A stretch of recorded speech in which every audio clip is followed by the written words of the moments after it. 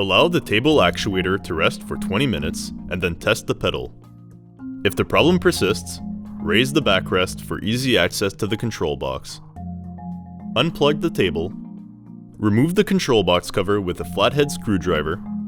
Disconnect the old pedal and connect the new pedal.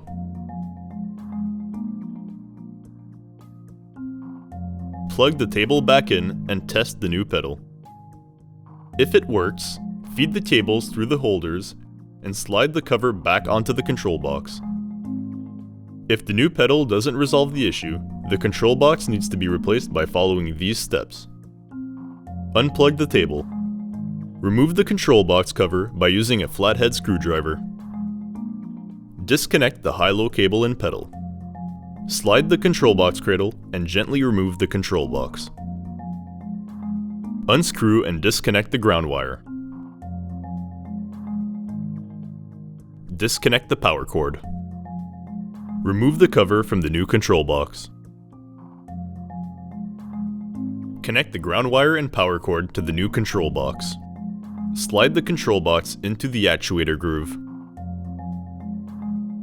Slide the control box cradle into place. Plug the high-low cable and pedal back into the control box.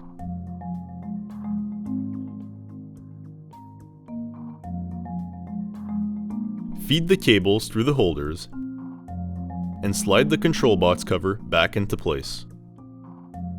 Plug the table back in. For more information, please visit orthocanada.com.